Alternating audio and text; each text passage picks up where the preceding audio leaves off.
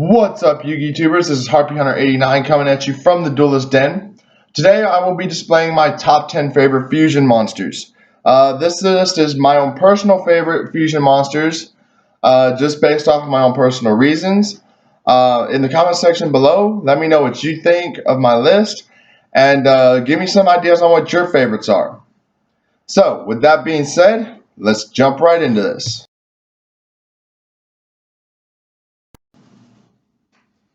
Coming in at number 10 on my list is Mokey King. Mokey's effect is that when it's destroyed, you special summon as many copies of Mokey as possible from your graveyard. That's not really why I like it. What I like about it is that, I've been in this game since it was first released here in America, playing Yu-Gi-Oh! And whatnot, since it was first released in America.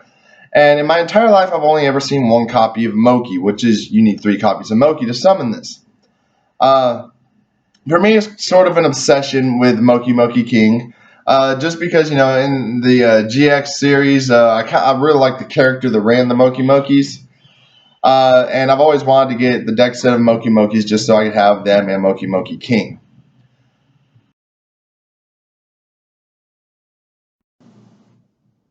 Coming in at number 9 on my list is Blaze Phoenix, the Burning Bombardment Bird. This card made number 9 on my list because it has a real powerful effect. What it does is once per turn during your main phase, you can activate its effect to deal 300 points of damage to your opponent for every card on the field, both your cards and your opponent's cards, and it does count itself. So if your opponent overextends themselves or has a shit ton of cards on the field, you put a shit ton of cards on the field. Let's see here. Potentially, let's see here. Each person can have 10, 11, 12, 13 cards on the field, so 26 times 3. That's about around 7,000 damage just off of one of these if the entire field is full. It's real powerful. It has a nice combo. At one point in time, there was a deck based solely around this card. It wasn't a very popular deck that a lot of people ran, but it was effective. Another deck that can abuse this card is Cyber Dragons, just teching some Pyro cards. But this card is really powerful. It has some nice stats. But it made number 9 on my list because of its effect. And it's just one that, I really loved using. In my Cyber Dragon deck, I ran it for a while. I loved it. It was a nice OTK combo. It was just an all-around great card.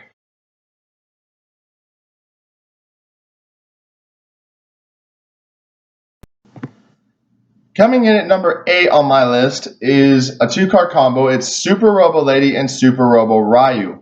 For those of you who don't know what these cards do, Super Robo Lady and Super Robo Ryu require Robo Lady and Robo Ryu to fusion summon.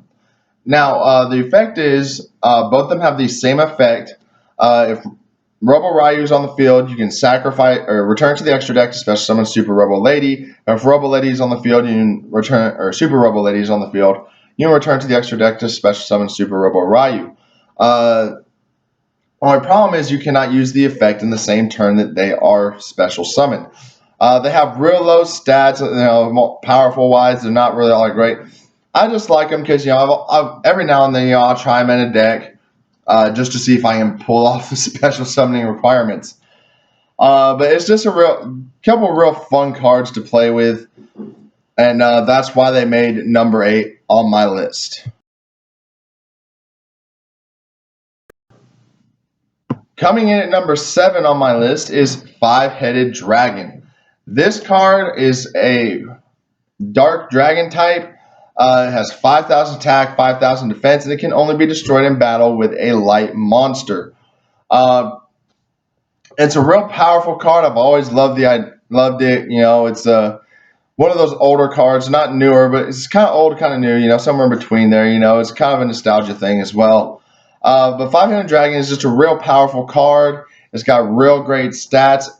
And its effect to only be destroyed with light monsters makes it really dangerous. Because you just have this thing sitting out in defense position. Not that anybody's going to be able to get over a 5,000 beater to begin with. But, if you want, you just sit this thing in defense position.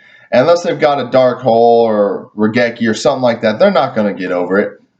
But it made number 7 on my list just because, it's a real powerful card and I love it.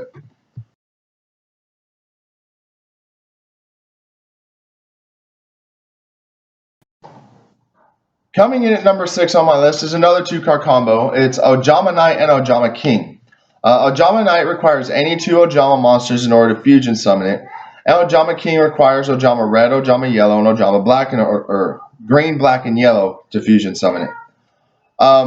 What these do is when Ojama Knight is fusion summoned, you can select 2 monster card zones your opponent controls. And as long as Ojama Knight is on the field, those zones cannot be used.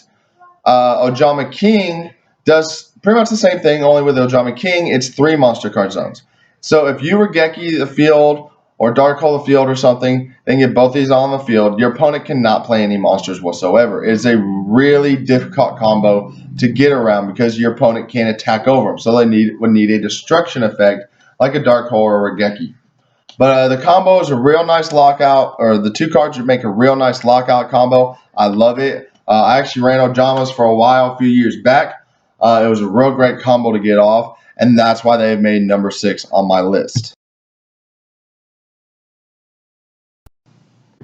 Coming in at number 5 on my list is FiveHeaded Dragon. This 4,000 attack, 2,100 or 2,800 defense point beater requires 3 Cyber Dragons in order to summon it to the field, and it deals piercing battle damage.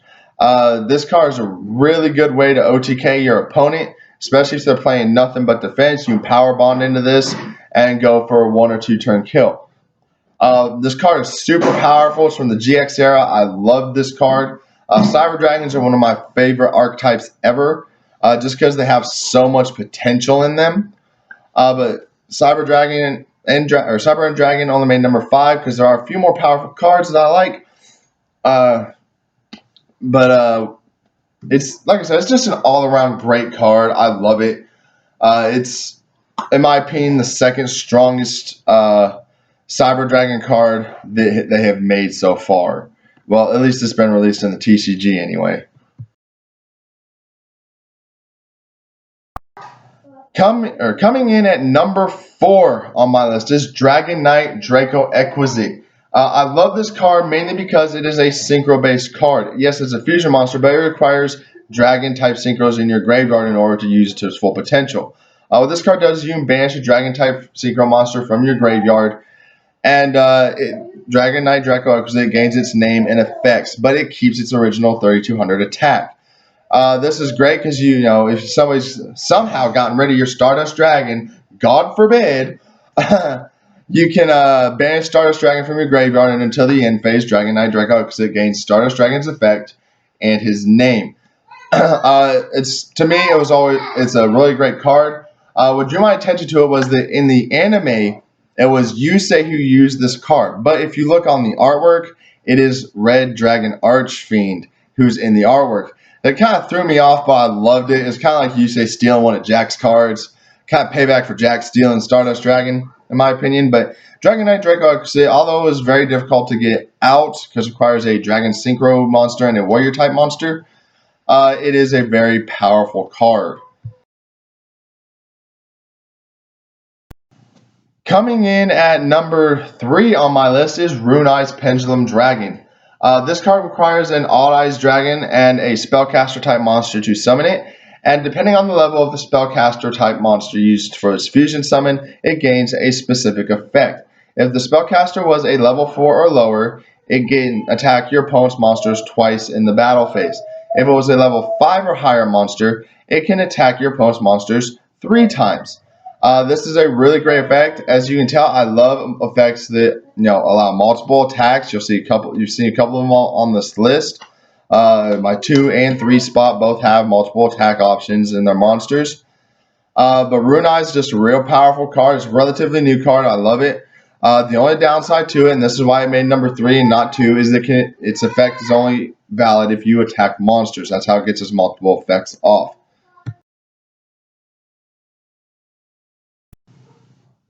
Coming in at number 2 on my list is Cyber Twin Dragon. This card beat out Rune Eyes for the number 2 spot because it gets 2 attacks each battle phase. Where Rune Eyes can only attack monsters multiple times, Cyber Twin, it doesn't matter. It can attack twice each battle phase. This card is a real powerful card. It is my favorite fusion for the Cyber Dragon archetype, at least that's been released in the TCG. As you can tell, I'm not using OCG shit here. But TCG wise, it is my favorite Cyber Dragon fusion monster, which is why it made the number 2 spot on my list. It's got real powerful stats with 2800 attack, and like I said, again, the same issue or same thing going with Cyber and Dragon. You power bond into this, it's an OT fucking K. But yeah, like I said, Cyber Twin Dragon made number 2 because it's multiple attack options. Coming in at the number 1 spot is Blue Eyes Ultimate Dragon. This card is more of a nostalgia feel, is why it's number 1 on my list. It has always been my favorite fusion monster. Unless they come out with a better, nostalgia card, Blue Eyes will always hold the number 1 spot on my fusion monster list. Blue Eyes Ultimate is 4,500 attack, 4,500 defense. Back in the day, I'm an old school duelist. I've been around since the game first began.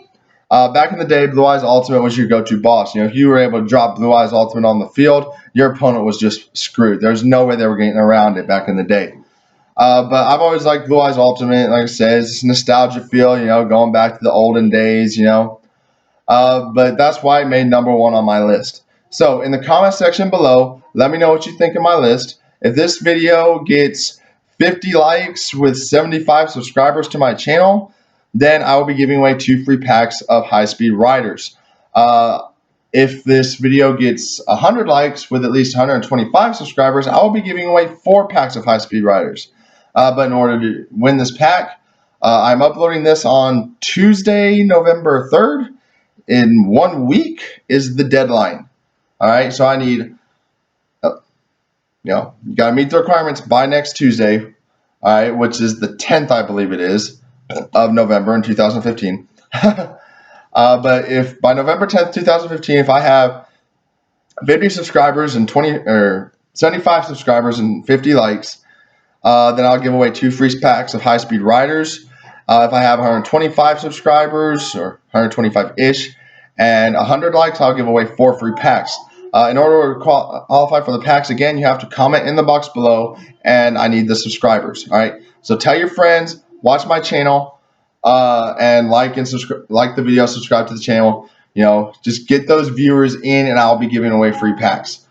With that being said, I will be posting up 2 or at least 3 more videos by the end of this week.